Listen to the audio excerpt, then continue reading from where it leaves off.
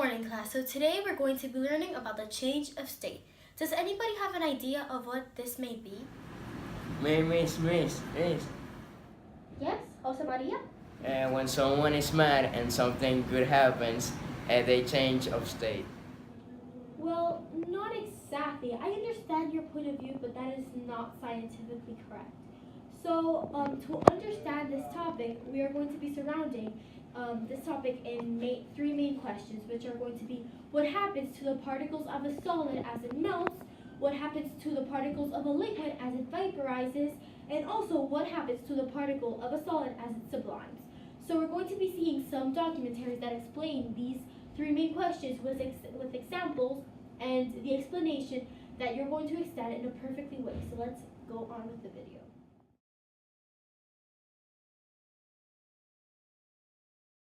Hello viewers of YouTube, how are you? So today I'm going to do a mini explanation about what is the melting point and what is freezing, which are connected to the change of state.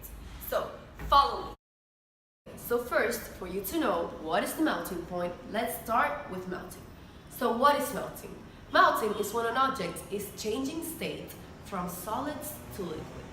So what is melting point? Well, melting point is when that object is changing state within a specific temperature, which is melting point. So, fun fact, did you know that because melting point is a characteristic property of a substance, chemists often compare melting points when trying to identify an unknown material? Well, I didn't know that either, but now we do, both of us. Okay, did you know that at the solid's melting point, the particles vibrate so fast that when they're vibrating, they break free from their fixed positions? That's when you know that the solids are turning into a liquid. Think of an ice cube taken from the freezer. The energy needed to melt that ice cube is coming from the air around you or from the air around your room, if you're in a room.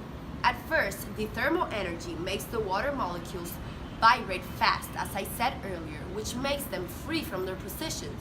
As they're spreading, it turns into a liquid. So that is how the ice cube turns into water. So, now that we're done with melting point, let's start with freezing. So you may ask, what is freezing? Well, freezing is actually the opposite of melting. It is a change of state in which liquids turn into solid. So at the liquid's freezing point, the molecules move slower at the opposite from which the melting point that they move fast. So when the molecules move slow, they turn into their position again, which turn the liquid into a solid. So let's take an example. When you take water and put it in the freezer, the water loses energy to the cold air in the freezer. So the water molecules move slowly as they lose energy. Over time, the water becomes solid ice.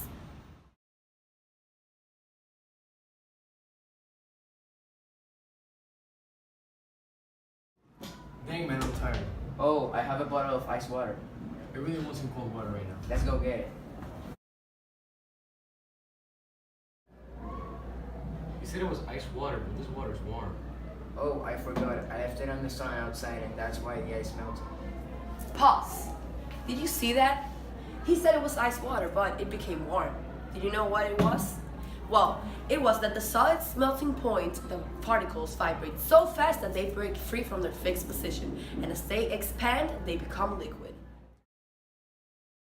Oh, I'm thirsty. Oh, I know what freezing is. Bye, Bo. He's freezing now. Stop! That's not what freezing is. Here's a real example of what freezing is.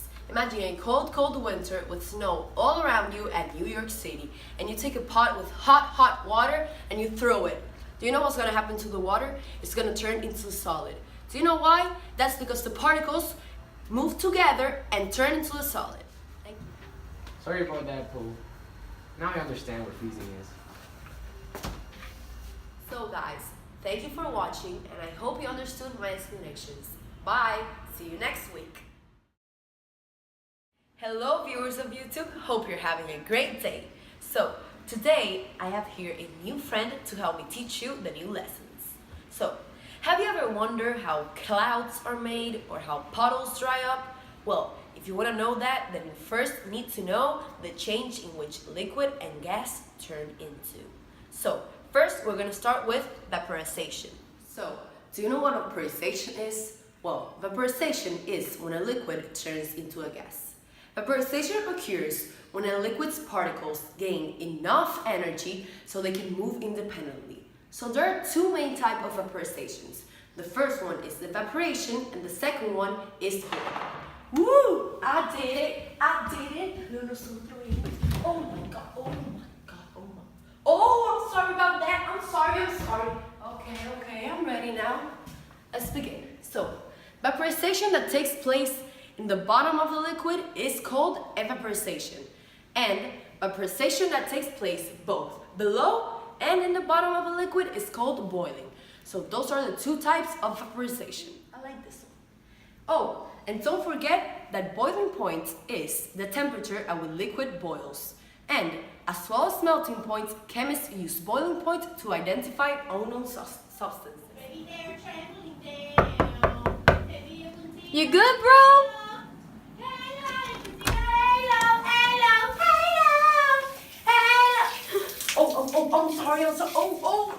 I'm sorry, guys. I'm okay. I was just taking a shower.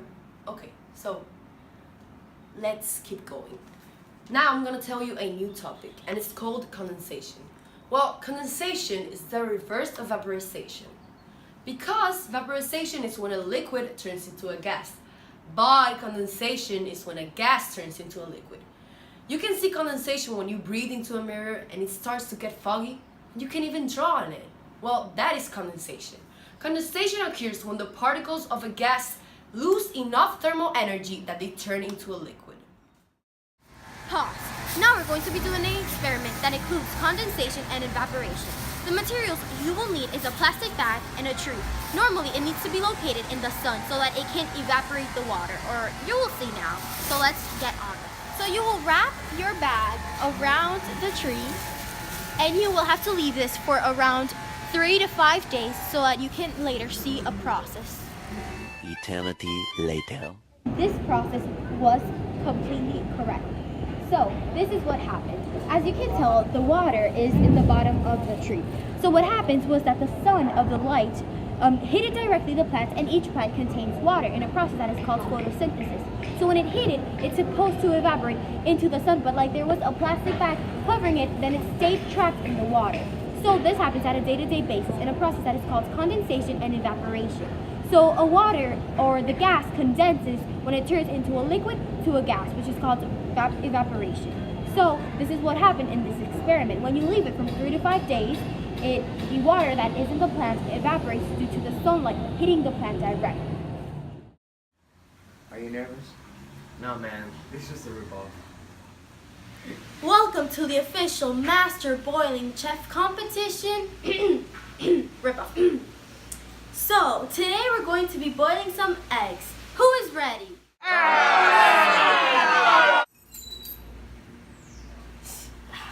And we're going to be using boiling point at this temperature for when water boils. No, this is a ripoff, but we do have some real facts about boiling water. So when water boils, the water molecules go below the surface of the water or a liquid. Then the bubbles will eventually pop or break through the surface of the liquid. This happens when the water is boiling. Who do you think is the better boiler? Of course it's me. Oh my god, I forgot how to turn this thing on. You know how I know how to do this? Because I am a chemist, and I often use boiling point to identify unknown substances. This is boiling. You know how mine is boiling and yours not? Because the heat from the bottom is making the bubbles rise.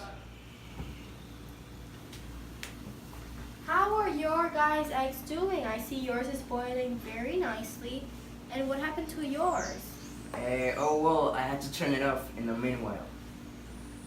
Oh, I see. But make sure it's cooked right. You only have 5 minutes left to prepare your plates for presentation, so make sure to hurry up. Good luck. Oh man, I'm going to cry.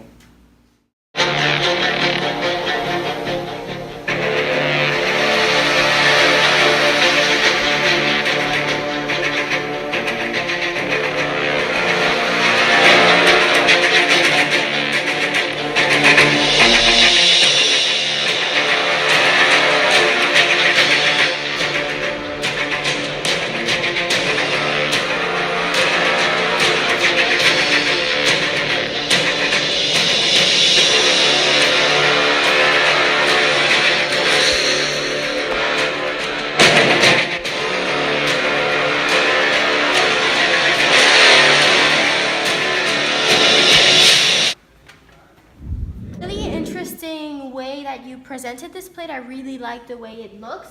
So what exactly did you do? So I added some spices like salt and pepper. I also added oil to make it a little bit more detailed in flavor. And like, where did you get these ideas from? Well, the decoration I got it from my mom. She used to decorate like foods before they were served to the customers. And I see, like, what is this brown? Is it cinnamon pepper? Yeah, cinnamon pepper. Really well cooked. Congratulations. Thank you. Really nice. Really like the combination of the cinnamon, the cayenne pepper, the leaves. Very good presentation. Very good taste. Really congratulations. This was exceptional.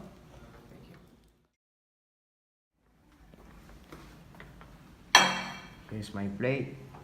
As you can see, I did a pretty good job, and I got inspired to draw a smiley face. I've actually never seen something like this. I see you left the outer part, so I will have to break it, I guess. So.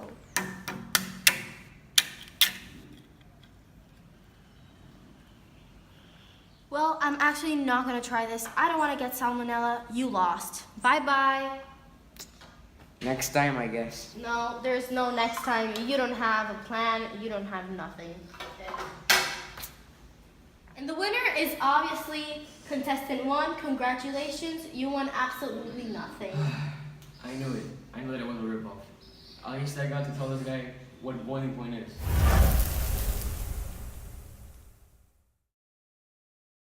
Hello guys, and welcome to my YouTube channel. So, today we're gonna learn about what happens to the particles of a solid as it sublimates. So first, for us to answer that question, we first need to know how sublimation occurs and when. Well, sublimation occurs when the particles of a solid gain enough energy that they form a gas. So, here's a fun fact for you to know about sublimation. So did you know that during sublimation, the particles of a solid do not pass through the liquid state when they are forming a gas? A really known example of sublimation is dry ice. Dry ice is commonly known as carbon dioxide. Carbon dioxide cannot exist as a liquid, so instead of melting, it changes directly into gas. As it sublimates, it absorbs thermal energy. This property helps keep materials cold and dry. Oh man, that's fun. Man, we're late for the party. Let's go. Oh yeah, I forgot. But we needed to take some cold soda. All right, let's get it. Let's go get it. Let's fill the freezer with some ice. No, but that ice is just going to melt. Oh man. So what do you recommend then? I saw in a video that we could use dry ice. Where could we get it though? The supermarket. Let's go. Welcome to the party! Here, we brought the sodas. But this soda is not even cold. We brought some dry ice. The dry ice is going to maintain the liquids cold and dry, unlike ice, which would just melt. Let's put it in the freezer. So this is the end of the video. Hope you understood the examples and try some at home. Thank you for watching. Guys, so today's class was done. I really hope you understand, and I really think this class was a really fun type of class. So see you guys next time.